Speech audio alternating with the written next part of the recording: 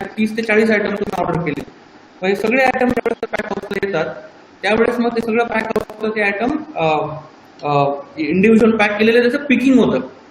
बऱ्याचदा काय येतं ना, कधी कधी तुम्हाला एखादा आयटम कमी येतो, म्हणजे मिसिंग असतो किंवा काय, चुकून एखादा आयटम राहिला. असं होणे त्याच्यासाठी एक ऍप आहे, म्हणजे जसं बाहेरचा ऍप आहे तसं एक इंटरनल पण ऍप आहे, तर ज्याच्यामध्ये त्यांनी एक एक आयटम तो पिक केला की ते स्कॅन करतात. प्रत्येकाला बारकोड आहे, जसा स्कॅन झाला तो बारकोड तर त्या आयटम तो लिस्ट मधून निघून जातो त्या पिकरच्या. याचा अर्थ काय, आता तो आयटम पिक करायची गरज नाही, आणि तो नाही येतो तोपर्यंत निघतच नाही लिस्ट मधून, तोपर्यंत त्या आयटमला स्कॅन होत नाही. अशा पद्धतीने ते सगळं पिकिंग करतात, क्रेटमध्ये टाकतात, क्रेट सील करतात, आणि मग त्या सगळे जे क्रेट्स आहेत त्याच्या गाड्या जातात पुढे मुंबईला, पुण्याला वगैरे. या सगळ्या गाड्या रात्री निघतात 10:30 ते 11 वाजता रोज. त्या पहाटे 4 पर्यंत 5 पर्यंत त्या ठाण्याला, नवी मुंबईला, साऊथ मुंबईला डेपोजमध्ये पोहोचतात. तिथून त्या 3 व्हीलरमध्ये लोड होतात, त्याच्याबरोबर एक डिलिव्हरी डिस्ट्रीब्युशनचा मुलगा असतो, आणि मग ते 5 वाजता घेऊन जातात आणि 6:30-7ला पहिली डिलिव्हरी चालू करतात. 11-12 पर्यंत 30 ते 40-50 डिलिव्हरीज प्रत्येक डिलिव्हरी करून एम्प्टी क्रेट्स ते परत घेऊन येतात, आणि मग ते एम्प्टी क्रेट्स घेऊन ती गाडी परत पॅक हाऊसला जाते. अशा पद्धतीने त्याचं रोटेशन चालू असतं. आणि मला एक आता जस्ट एक सुचलेला प्रश्न की मला खूप आनंद होतो, कारण माझे पैसे डिरेक्टली शेतकऱ्यांना जातात म्हणून, पण माझी काही शेती नाहीये किंवा काय नाही, तर अशा वेळेला अजून बॅकफुटला राहून सुद्धा आमच्यासारखे जे होतकरू लोक आहेत त्यांच्यासाठी आम्ही अजून काय काय करू शकतो का? म्हणजे तुमचं जसं म्हणालात की नवी मुंबईमध्ये अजून काही तुमचे प्लांट्स आहेत किंवा असं असू शकेल, तर अशा वेळेला ॲज अ जॉब ऑपॉर्च्युनिटी म्हणून or business opportunity we can say, तर अशासाठी एक काही मॉड्यूल तुमच्या डोक्यात आहे का किंवा भविष्यात येऊ शकतं का? आहे ना, आपण याचे काही फिजिकल स्टोर्स प्लॅन करणार आहोत. किसान कनेक्ट हे सगळं जे आहे ते ई कॉमर्स प्लॅटफॉर्मवरती आहे, परंतु 3% जे आहेत भारतातले ग्राहक ई कॉमर्स प्लॅटफॉर्मवरून घेतात. अर्थात शहरांमध्ये त्याची टक्केवारी वाढलेली आहे आता, शहरांमध्ये हेच टक्के 10-15%, 20% पर्यंत पण आहे आता, परंतु तरीही 80% ग्राहक असे आहेत की ज्यांना जोपर्यंत ते प्रोडक्ट बघत नाही तोपर्यंत ते घेत नाही, आणि हे राहणार आहेत पुढे पण 5-10 वर्षानंतर पण. ठीक आहे, ई कॉमर्स जे आहे त्याची व्याप्ती वाढेल, परंतु एव्हरीथिंग विल को एक्झिस्ट. तर त्याच्यामुळे फिजिकल स्टोर जे आहे त्याचे आपले पायलट स्टार्ट करणार आहे. लॉकडाऊनमुळे हे थांबलं, त्याचे जर पायलट आपले सक्सेसफुल झाले पुढच्या 3-4 महिन्यामध्ये, मग त्या बेसिसवरती आपण किसान कनेक्टचे शॉप चालू करणार आहोत सिटीजमध्ये. मग त्याचे फ्रँचायझी मॉडेल किंवा काय अशा पद्धतीचं त्यावेळेस डेव्हलप केलं जाईल. सो मे बी तुम्हाला ऍप आहे तुमच्याकडे, म्हणजे तुम्हाला कळेलच ते सगळं काय काय त्याची प्रोसेस डेव्हलपमेंट चालू आहे, पण आहे म्हणजे अशा पद्धतीचं काम चालू आहे. Okay, thank you so much. Thank you.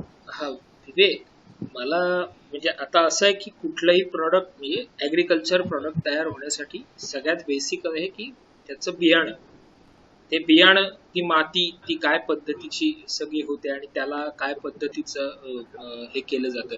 आता मी असंही काही ऐकलंय की असं होतं की त्यांचं शेत जवळजवळ भाड्याने घेतल्यासारखं होतं, आणि त्यांना बियाणं सुद्धा पुरवलं जातं, त्यांना खतं आणि रसायनं सुद्धा पुरवली जातात, आणि मग ते जे प्रॉडक्ट तयार होतं ते पूर्णपणे त्या कंपनीकडे असतं. आणि असं तर अशा पद्धतीच्या गोष्टी आपण करतो का, आणि केल्या तर मग त्या कशा पद्धतीने करतो, किंवा ह्याच्यात शेवटी शेतकऱ्यांना किती आणि कसा फायदा होतो, किंवा आपण हे जे मॉड्यूल वापरतो आहोत याच्याने सुद्धा शेतकऱ्यांना कसा फायदा होतो. किंवा आता समजा आपल्या एका विशिष्ट पद्धतीचा टोमॅटो आपण घेत असतो, पण तो छोटा किंवा हिरवट राहिलेला किंवा असा जो टोमॅटो असतो, मग तो कुठे जातो किंवा त्याचं काय होतं, किंवा त्याच्याबद्दलचं पण काही प्लॅनिंग होतं का? असं थोडासा जरा विचित्र प्रश्न आहे, 2-4 मुद्द्यांना टच करणार. तर त्याच्यामध्ये काय ना की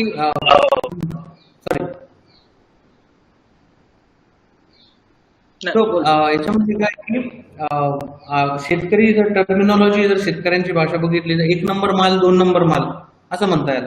1 नंबर माल म्हणजे काय, तो आपल्याला रोज घरी मिळतो, म्हणजे एकदम चांगल्या साईजचा टोमॅटो, चांगल्या रायपनिंग स्टेज मधला टोमॅटो, जो पिकलेला नाहीये पूर्णपणे हिरवाई नाहीये, राईट स्टेजला आहे.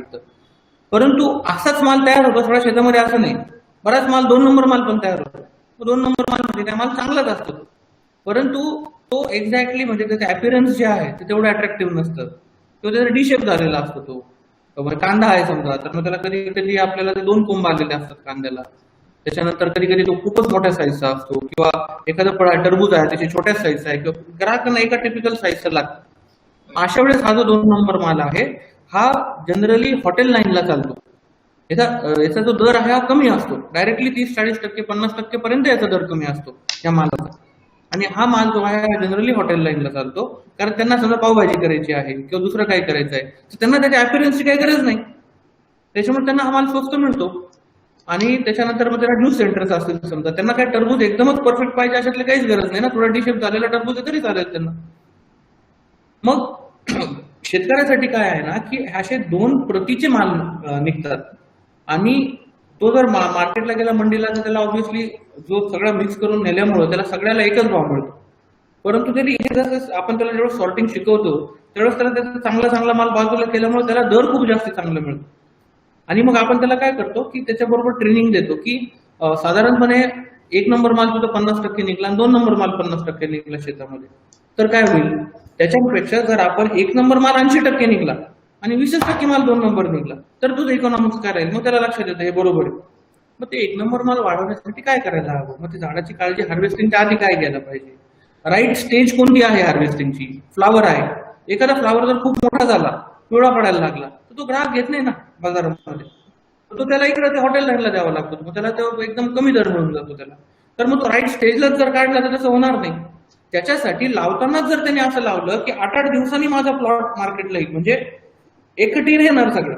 मी प्लॉट लावताना जर असं लावलं की 8 दिवसात हे चाललं, हे 2 गुंठे, मग 8 दिवसात हे 2 गुंठे, मग 8 दिवसात हे 2 गुंठे, तर ती सायकल बसायला त्याला मदत होते. बरोबर. हे सगळे इंटरव्हेन्शन आपण करतो की जेणेकरून त्याला म्हणजे ओव्हरऑल त्याची चांगली प्रतवारी जी आहे ती जास्त निघेल आणि त्याला ऍव्हरेज भाव जो आहे तो जास्त मिळेल. नंबर 1. नंबर 2, आपण सगळ्या प्रतीचा माल घेत नाही, कारण आपण हॉटेल लाईनला वगैरे सप्लाय नाही करत किसानकडे, त्याच्यामुळे आपलं जे लिमिटेशन आहे की आपण सगळ्या प्रतीचा माल त्याच्याकडून घेऊ शकत नाही. त्याच्यामुळे त्याला जो इतर माल आहे तो लोकल ठिकाणी त्याच्या बाजारामध्ये जाऊन त्याला तो सेल करावा लागतो. आणि त्याच्यामुळं आपण जे आहेत हे असं मॉडेल आहे की टोटल शेतीमध्ये आम्ही सगळे इनपुट्स देतो आणि सगळं आउटपुट आम्ही घेण्याची हमी घेतो. अशा पद्धतीचं मॉडेल आपण इम्प्लिमेंट करत नाही, कारण आपला जो सगळ्या पद्धतीचा आउटपुट घेण्याची आपली जे कॅपेबिलिटी आहे ती नाही आहे, कारण आपल्याकडे आउटलेट फक्त कन्झ्युमरचा आहे. आपण हे पल्पिंगसाठी किंवा ज्यूस इंडस्ट्रीजला तो दुसरीकडे हा माल देत नाही, त्याच्यामुळे आपण एकच प्रकारचा माल घेऊ शकतो. त्या पद्धतीचं मॉडेल आहे. तिसरा तुमचा जो प्रश्न होता की अशा पद्धतीचे मॉडेल्स आता आहेत का, किंवा ते म्हणजे एक्झॅक्टली ते कसे वर्क होतात. आहेत असे भारतामध्ये काही पद्धतीने मॉडेल. उदाहरणार्थ पेप्सिको शेतकऱ्यांबरोबर काम करते बटाट्यासाठी, कारण त्यांना चिपसाठी एका विशिष्ट साईजचे आणि विशिष्ट व्हरायटीचेच बटाटे लागतात.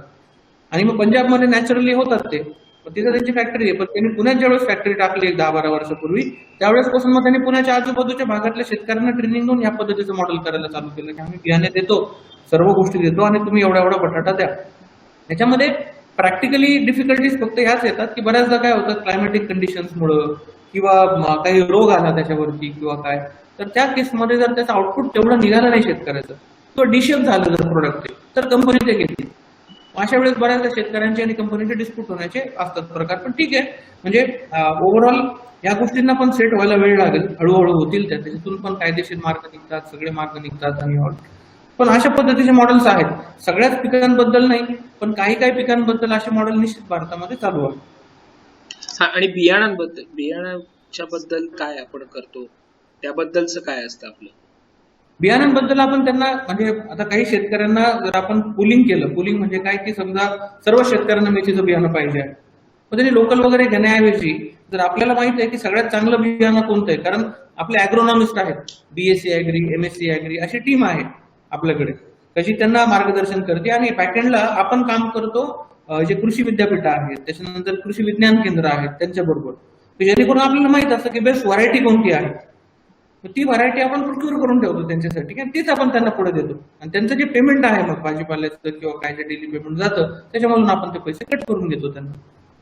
दर सीझनला वेगवेगळं लागतात. लाईक फॉर एक्झाम्पल काही बियाणं आहेत मेथीचं की जे समर सीझनला चांगलं येतं, काही जे आहेत ते विंटरमध्ये चांगलं येतं, मग त्यांना त्या पद्धतीचे बियाणे आपण उपलब्ध करून देतो. ओके.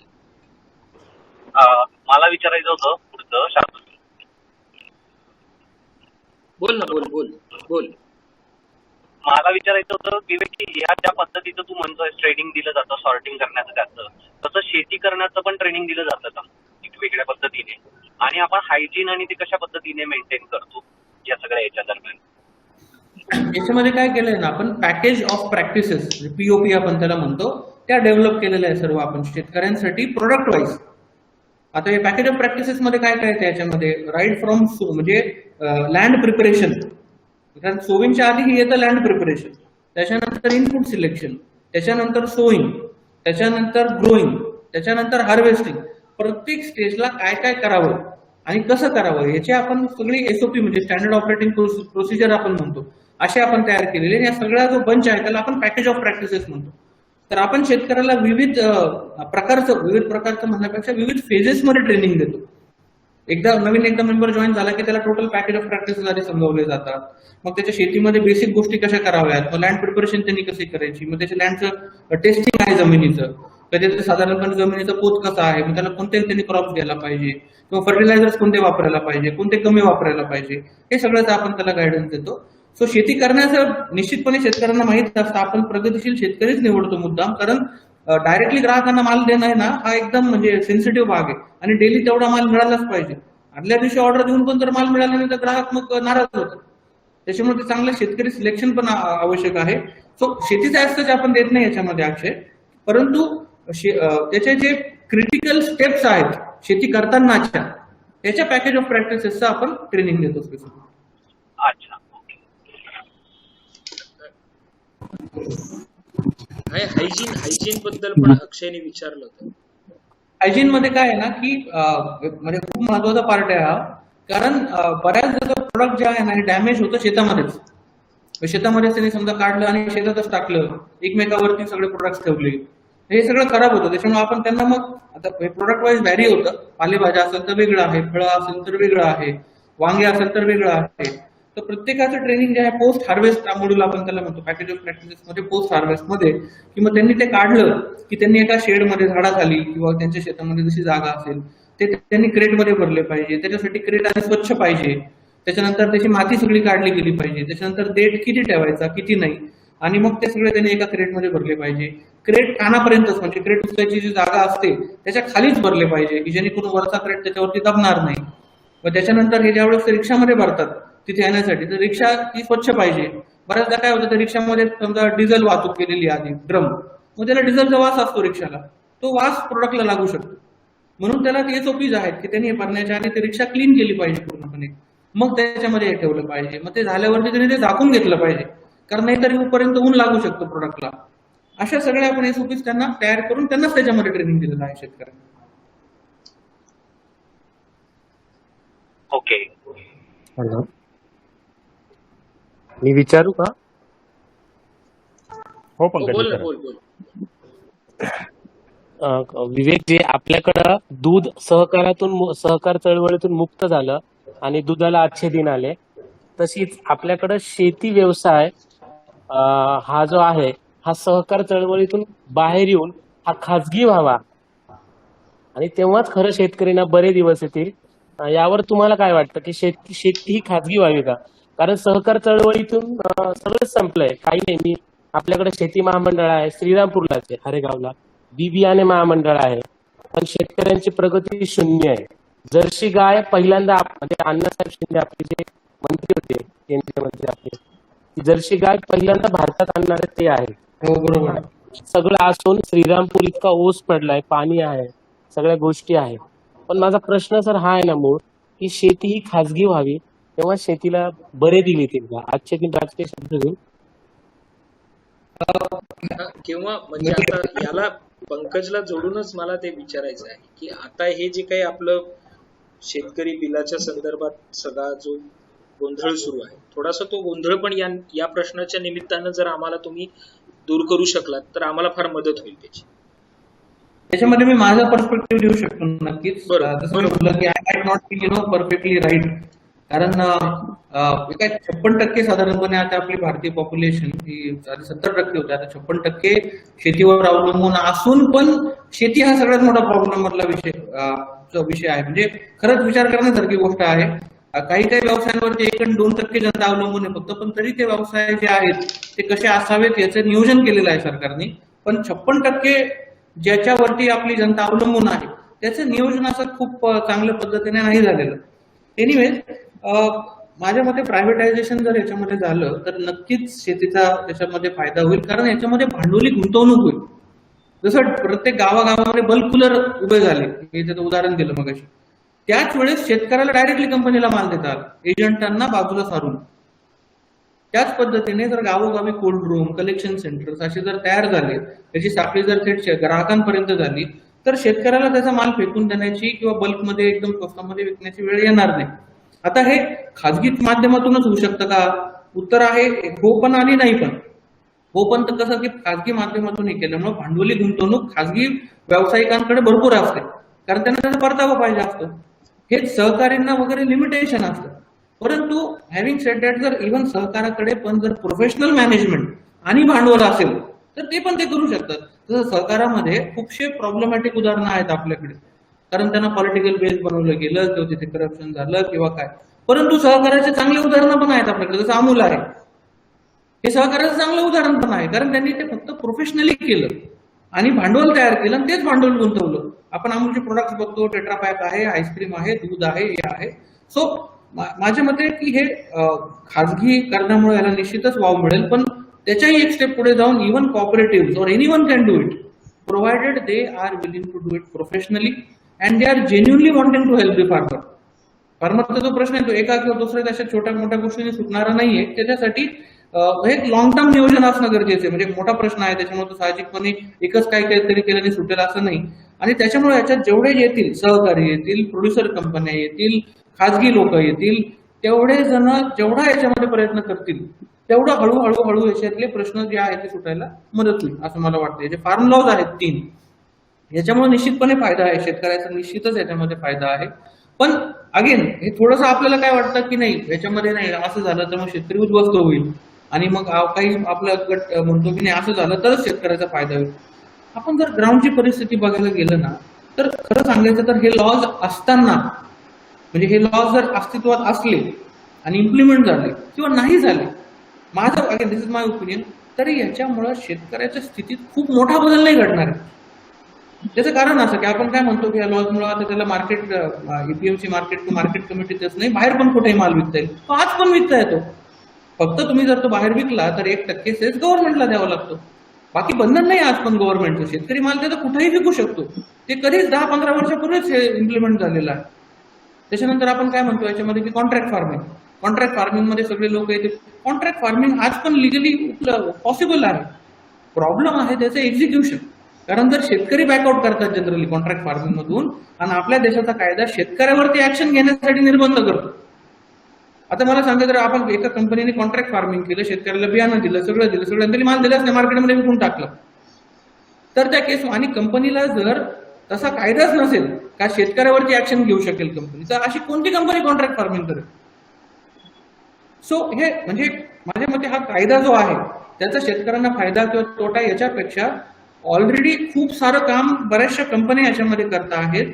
जसं किसान कनेक्ट करत आहे किंवा रिलायन्स त्यांच्या बॅकएंडला त्यांचं फार्म सोर्सिंग करत असेल, बिग बास्केट करत असेल, अजूनही कंपन्या करतील.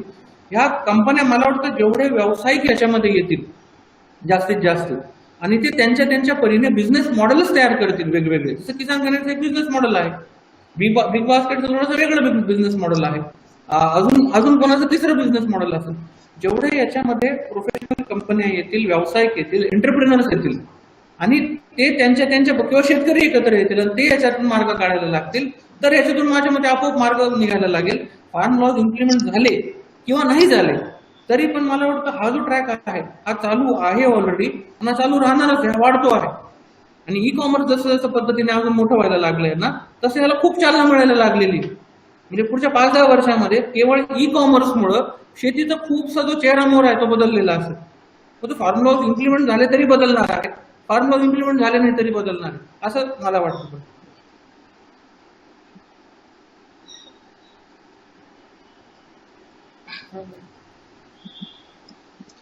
हॅलो, बोल पंकज, येतोय आवाज.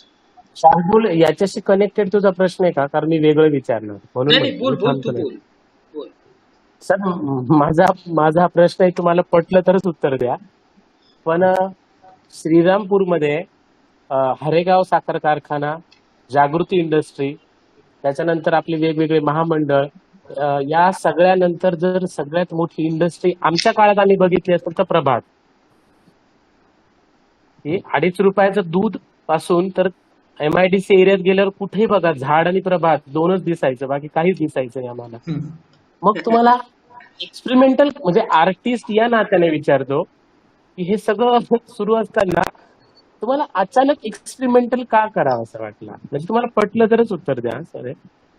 एक्सपेरिमेंटल म्हणजे म्हणजे हे सगळं गुण्या गोविंदाने सुरू होतं, सगळं छान सुरू होतं, मग अचानक अचानक किसान कनेक्ट हे डोक्यात कसं आलं? तुम्ही आधी दिलं इंट्रोडक्शन मध्ये उत्तर, पण थोडं सविस्तर आपण बोललो तर.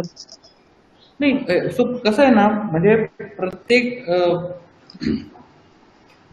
जर आपण 95च्या आसपास बघितलं, मी जसं म्हणलं की त्यावेळेस आहे ना डेअरी व्यवसाय हा नवीनच होता असं म्हणायला हरकत नाही, कारण त्याच्या आधी लायसन्सिंग होतं. 95 नंतर ते लायसन्सिंगची अट निघून गेली आणि त्यावेळेस प्रभात चालू झालं आणि प्रभात सारखी शेकडो छोट्या मोठ्या डेअरी कंपन्या चालू झाल्या. तशीच एक्झॅक्टली परिस्थिती आहे ना आता सध्या हे फ्रुट्स आणि व्हेजिटेबल्स मध्ये आहे. कारण आता काय झालेलं आहे ना, हे ई कॉमर्स गेल्या 5-10 वर्षामध्ये जे आलं आणि आता जे एका टिपिंग पॉइंटला आहे त्याच्यामध्ये एक वेगवेगळे बिझनेस मॉडेल्स येऊ घातलेले आहेत.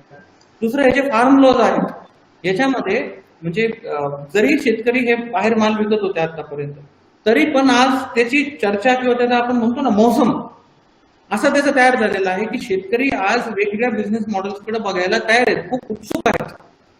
आणि असं एक मॅक्रो एन्व्हायरमेंट तयार झाल्यामुळं फ्रुट्स आणि व्हेजिटेबल्स हा जो पूर्णपणे हा पर्टिक्युलर जो व्यवसाय आहे त्याच्यामध्ये म्हणजे कोणत्याही ही जी गोल्डन टाइम आहे असं मी म्हणेल, कोणत्याही व्यवसायाला एक टायमिंग असतो.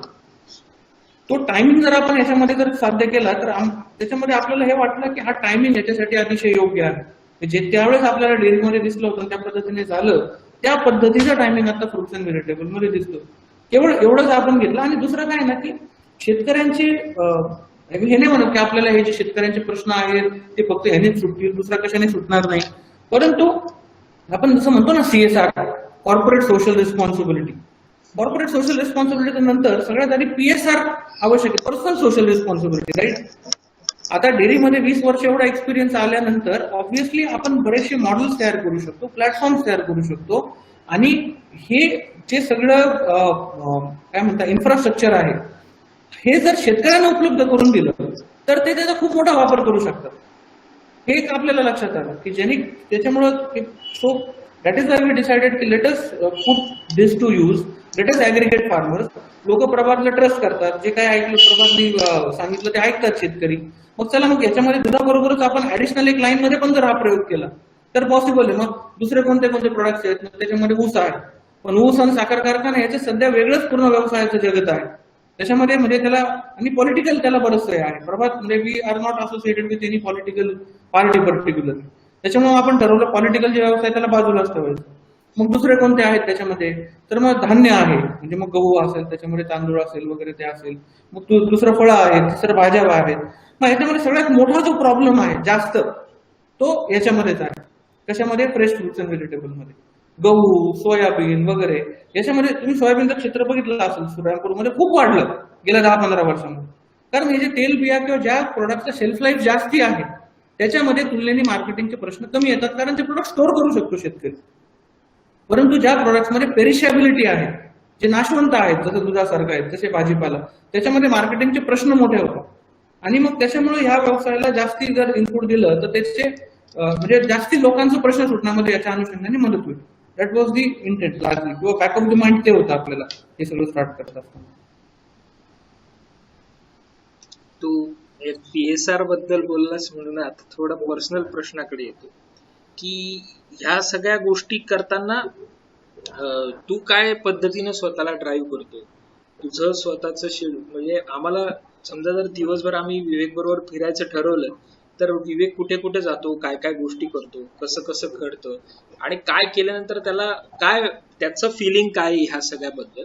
आणि दुसरी गोष्ट, जेव्हा मध्ये मध्ये काही अडचणी येत असतील किंवा काही डिस्प्यूट्स होत असतील किंवा काही प्रॉब्लेम्स होत असतील, या सगळ्यांना डील करताना विवेक एक बिझनेसमन, विवेक एक शेतकरी कुटुंबातला मुलगा आणि विवेक एक सोशल ॲनिमल, याच्याने या सगळ्या गोष्टींकडे कसं बघतात, तेव्हा काय गोष्टी होतात?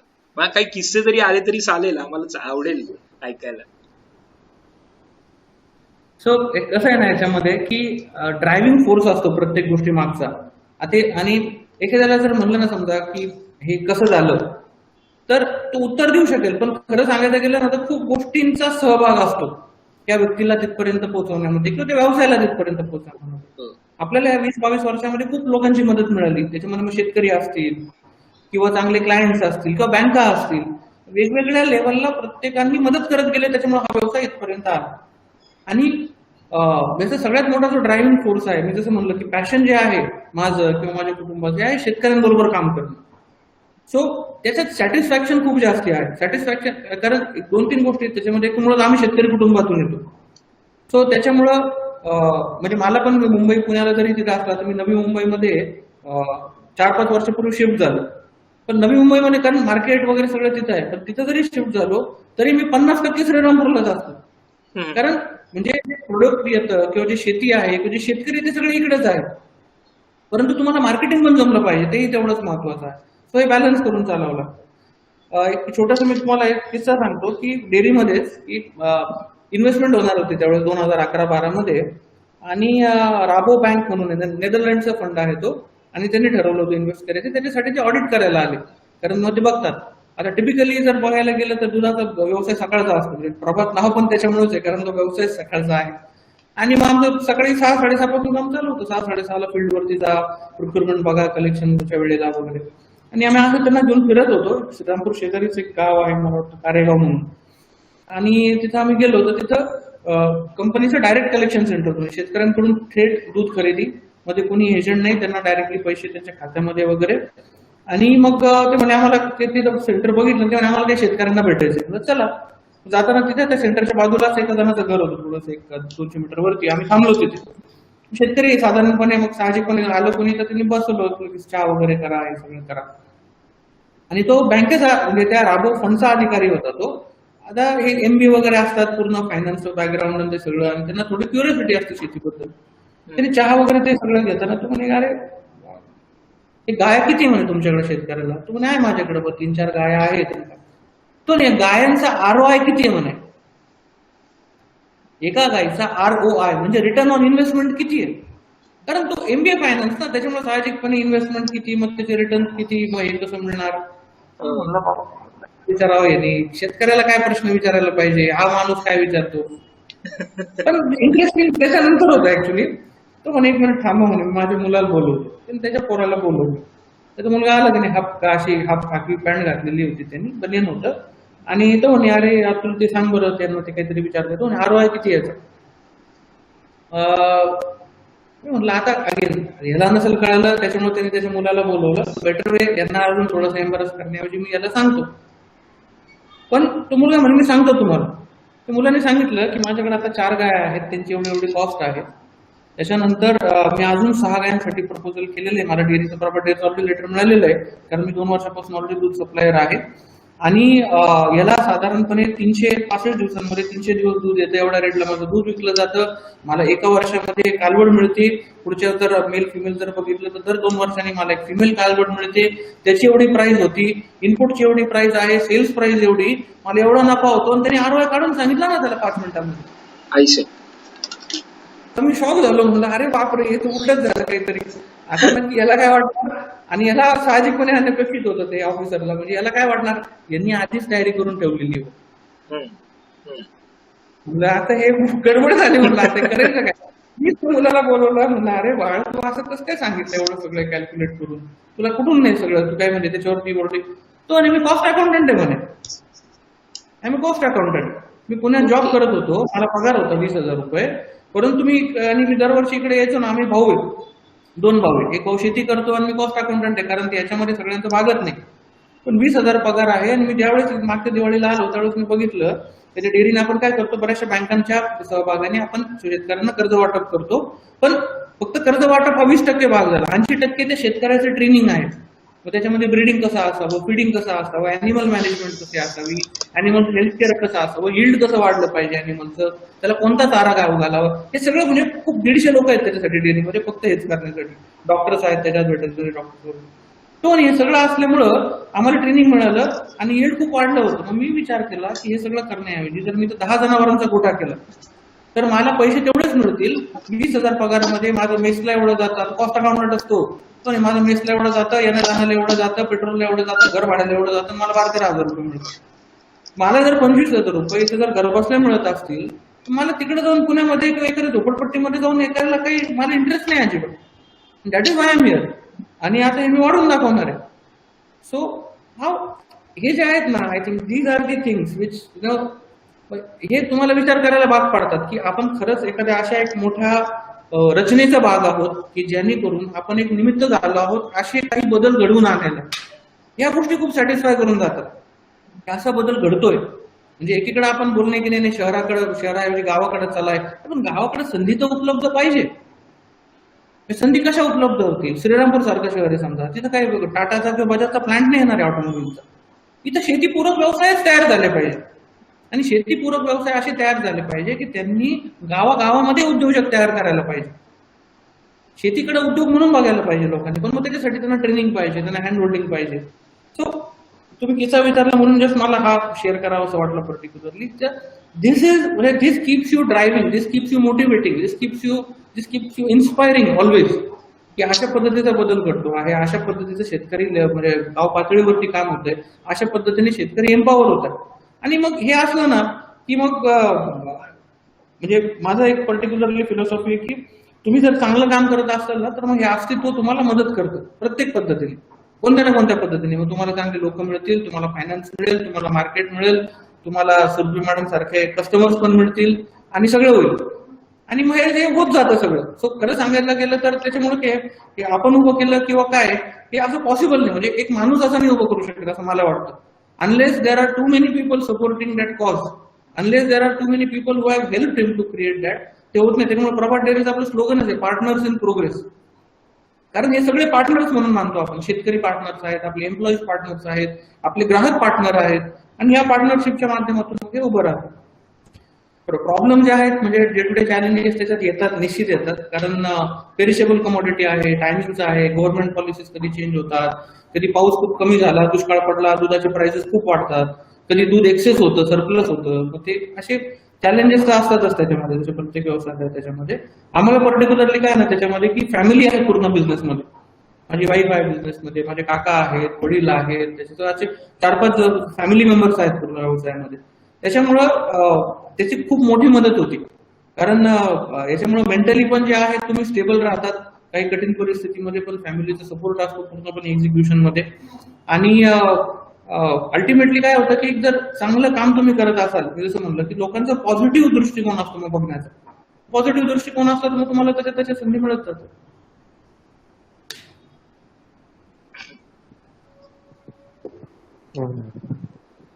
एक 6 वर्षापूर्वीचा किस्सा आहे, तुमचाच आहे. तर तुम्हाला आठवतो का मला माहित नाही, पण आपल्या पाटा शेजारी एक गोळ्याचा गाडा आहे. गोळा विकतो तो बाबा. तर त्याच्याकडे अमूल दूध होतं आणि तो संध्याकाळची वेळ होती आणि त्याने तुम्हाला बहुतेक ओळखलं नव्हतं. आम्ही तिथे बसलो होतो आणि तुम्ही त्याला विचारलं की ते अमूलचं का दूध रे, तर तो ते परवडतं म्हणे. तर तुम्ही म्हणे प्रभात का घेत नाही, ते प्रभातचं काही खरं नाही हो म्हणे, असं तो म्हटला. त्याला माहित नव्हतं की तुम्ही मालक आहे. आणि दुसऱ्या दिवशी तुमचा जनरल मॅनेजर त्याच्या गाड्यावर आला होता. त्याला विचारलं की प्रभात एवढा मोठा उद्योग व्यवसाय असूनही तुम्हाला एवढ्या छोट्या छोट्या गोष्टींकडे तुमचं लक्ष असतं. असा एक किस्सा मला तुमचा मी बघितलेला सांगितलं. मी तिथंच होतो त्यावेळी. काय ना तुम्ही ज्या व्यवसायात असतात तुम्ही पण आता तुमच्यामध्ये साहजिकपणे कुठे गेलं तर तुम्हाला तेच दिसणार. आपण ज्या व्यवसायामध्ये आहोत किंवा काय तर आपल्याला साहजिकपणे आपल्या 24 तास आपल्या डोक्यात तेच असतं. जर पॅशन असेल ते तर म्हणजे साहजिक आहे. म्हणजे maybe for that matter मी असेल किंवा कुणी पण असेल, आपण आपल्या आजूबाजूला तेच शोधत असतो नेहमी. आधी मला नेहमी इकडे तिकडे जायचं होतं, नेहमी इकडे दुधाचं काय चाललंय किंवा गावामध्ये जरी फिरलो तरी कोणाच्या घरासमोर किती गाय आहे हे मला आधी दिसतं सगळ्यात आधी. आता जसं आज शहरामध्ये गेलो तर आता दिसायला लागतं की भाजीचे दुकानं कुठं कुठं आहेत, कोण कोण काय काय विकतं. किराणा दुकानावाले पण बटाटे कांदे विकतात पण ते पालेभाज्या विकत नाही. आधी नव्हतं माझ्या लक्षात येत, पण आता हे आल्यावरती बरोबर माझं निरीक्षण तिकडे जायला लागलं. आधी होतं माझ्या समोर पण कधी निरीक्षण नाही केलं. वा. बरेच एक अतिशय शारुल बोल. कारण बिग लॉयल कस्टमर कधी कधी ना काही काही भाज्या लिस्ट मध्ये नसतात आणि कधी कधी असं म्हणजे राईट फ्रॉम केळीची पानं पासून पण असतं, पण पडवळ किंवा तोंडली कधी कधी नसते. सो इज इट बिकॉज की त्याचा सप्लाय तितका होत नाही म्हणून ते लिस्ट नसते, आणि ती लिस्ट तुम्ही डे टू डे अपडेट करत असता की कसं काय, का ते just because of system error म्हणून ते दिसत नसतात? काय मला होतं आता ना, उद्या म्हणजे ऑर्डर करायचंय म्हणून. हो, ते 2-3 reasons असू शकतात. म्हणजे तू नाही, थोड्या वेळी ऍप वर जाणारच नाहीस, तू इथे विवेकलाच सांगशील ऑर्डर आता. हो, मी लिहून घेऊ शकतो. थँक्यू. तर याच्यामध्ये 2-3 रिझन्स असू शकतात. बऱ्याचदा काय होतं ना, की सीझन ज्यावेळेस चेंज होतो, म्हणजे प्लॉट असतो एखाद्या शेतकऱ्याचा, आपल्या मेंबरचा, ज्यावेळेस तो प्लॉट संपायला येतो ना, त्यावेळेस बऱ्याचदा त्या मालाची जी प्रत आहे ती चांगली राहत नाही. तर तो प्लॉट संपायला आलेला आहे त्याचं ते पीक, तो दुसरा लावणार आहे किंवा दुसरा अजून चालू नाही झालेला, अशा वेळेस तो गॅप पडतो कधी कधी. दुसऱ्या गोष्ट कधी काय होतं ना, की तो ऑर्डर प्रमाणे माल येतो पण, शेतकरी हार्वेस्ट पण करतो, तो माल येतो पण, परंतु समजा त्याला कधी पाऊस लागला, काही झालं किंवा तो मालात म्हणजे काही डिफेक्ट असला, तर तो पूर्ण माल आल्यावरती रिजेक्ट करावा लागतो.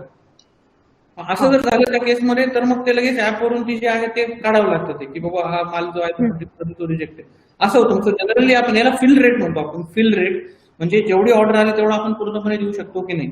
तर आपण साधारणपणे 100% ठेवायचा प्रयत्न करतो तो नेहमी, परंतु हे काही नॅचरल प्रोडक्ट्स आहेत हे, त्याच्यामुळे 100% ठेवणं बऱ्याचदा पॉसिबल होत नाही. 97-98% पर्यंत आपल्याला तो फिल रेट म्हणजे बेस्ट टू बेस्ट मध्ये मेंटेन करता येतो. Okay okay. वा, बऱ्याच माझा एक- गोष्टींवरती हा बोल मोहित बोल. हा, सो याच्या पुढे किसान कनेक्टची मार्केटिंग स्ट्रॅटेजी काय आहे? म्हणजे आता म्हणजे खरं सांगायचं तर मला काल परवापर्यंत याच्याबद्दलची एवढी माहिती नव्हती किसान कनेक्ट बद्दलची, जी मला आता मिळाली. सो म्हणजे जसं बिग बास्केट मला माहिती आहे, मला टीव्हीवरती ऍड दिसते, मला पेपरमध्ये ऍड दिसते, तर अशा पद्धतीने याच्या पुढे काही म्हणजे तुम्ही ऍडव्हर्टाइजमेंट आणि ह्या सगळ्याकडे काय पद्धतीने बघताय किसान कनेक्टच्या? म्हणजे आता चितळे दूध ज्याची की इतकी वर्ष ऍड नव्हती, पण आता त्यांना असं वाटतं की आपली ऍड येणं गरजेचं आहे. त्यांचा खप कमी आहे किंवा काय अशातला भाग नाही, पण आपलं प्रोडक्ट लोकांसमोर दिसत राहणं गरजेचं आहे. तर ह्या दृष्टीने किसान कनेक्टचं पुढचं प्लॅनिंग काय आहे, की लोकांपर्यंत पोहोचायला ते अजून काय काय करू शकतात? सो याच्याबद्दल आम्हाला काहीतरी सांगा. तो साहजिकपणे आपल्याला 10,000 ऑर्डर्स पर डे पर्यंतचं आपण टार्गेट घेतलेलं आहे. याच वर्षीपर्यंत आपल्याला ते अचीव्ह करायचं आहे. जे आपण आता 2,000 ऑर्डर्स आहेत, तर 10,000 ऑर्डर्स पर डेचं उद्दिष्ट आहे, आणि त्याच्यासाठी मार्केटिंगचा भाग महत्वाचाच आहे. आता याच्यामध्ये टीव्ही किंवा न्यूजपेपर्स याचा आधार घेण्याऐवजी डिजिटल मार्केटिंग वरती पूर्ण फोकस आहे, कारण बिझनेस पण जो आहे हा पूर्ण ई कॉमर्स बिझनेस आहे. याच्यामध्ये युट्यूब आहे, गुगल आहे, फेसबुक आहे, याच्यावरच्या ज्या ऍड्स आहेत पर्टिक्युलरली त्याच्यावरती फोकस आपण करतो आहे. आणि आता पण आहेत, आता काही छोट्या छोट्या ऍड्स आहेत जनरली जे युट्यूब वगैरे येतात, परंतु त्याच्यामध्ये त्याचा थोडासा आपण इंटेन्सिटी आता वाढवणार आहोत, काही त्याच्या स्पेसिफिक ऍडव्हर्टाइजमेंट तयार करण्यामध्ये. आपण आतापर्यंत पर्टिक्युलरली सेलिब्रिटीज किंवा काय हे थोडंसं घेतलं नाही, कारण ही फार्मर कंपनी आहे. याची जी ऑथेंटिसिटी आहे ती डायरेक्टली म्हणजे शेतकऱ्यांनी जर ग्राहकांना कम्युनिकेट केली तर बेटर आहे. मग त्याच्यासाठी काय काय वेज आहेत, मग त्याच्यामुळे मे बी सेलिब्रिटीज घेण्याऐवजी काही शेफ्स आहेत आता, त्यांच्याबरोबर आपण काम करतो आहे. शेफ्स बरोबर आपण त्याचे व्हिडिओज बनवतो आहेत. त्याच्यानंतर काही न्यूट्रिशनिस्ट आहेत, त्यांच्याबरोबर आपण काम करतो आहे. काही इन्फ्लुएन्सर्स आहेत पर्टिक्युलरली युट्यूबमध्ये असतील किंवा काय, त्यांच्याबरोबर आपण काम करतो आहे की, आणि त्यांच्या थ्रू पर्टिक्युलरली त्याचा आपल्याला कसं एम्प्लिफाय करता येईल हे बघायचं. आणि मग एकदा 8,000 ऑर्डर्स पर्यंत झालं की मग त्याच्यानंतर obviously TV as a medium, त्याच्यानंतर न्यूजपेपर्स ॲज अ मीडियम हे आपण जाहिरातीसाठी वापरणार आहोत. याच्यामध्ये काय ना, वर्ड ऑफ माउथ खूप मोठा रोल प्ले करतं. आणि आतापर्यंत जो व्यवसाय ना लार्जली तो वर्ड ऑफ माउथ मुळे आहे. आणि म्हणजे ताज्या भाज्या वगैरे मिळायला लागल्या जनरली टेंडन्सी आपल्याकडे आपण शेअर करतो. म्हणजे मुंबईमध्ये पण आहेत ना रिलेटिव्ह, मग तिची बहीण समजा आज इकडे आहे, तिची बहीण मलाडमध्ये राहते, फोन करते, तू ऍप डाउनलोड कर, त्याला पण अशा पद्धतीने ते सध्या लार्जली चाललेलं आहे. पण मार्केटिंगचं जे आहे आता त्याच्यावरती फोकस चालू करायचं. आतापर्यंत असं खूप काम नाही झालेलं मार्केटिंग. मी करते तुमचं बऱ्यापैकी मार्केटिंग, डोंट वरी. माझ्याच बिल्डिंग मध्ये 4-5 लोकांना मी सांगितलंय की अरे इथून मागवा, तर त्यातल्या 3 जणांनी ऑर्डर करायला सुरुवात केली. मी गोरेगाव, बोरीव जे काही रिलेटिव्ह आहेत सगळ्यांना सांगते, डोंट वरी अबाउट इट. खर तर आपली वेळ आता झाली आहे 5:22. आपण 5 पर्यंतची वेळ गृहीत धरतो, 5:30 आपण सहज गाठले.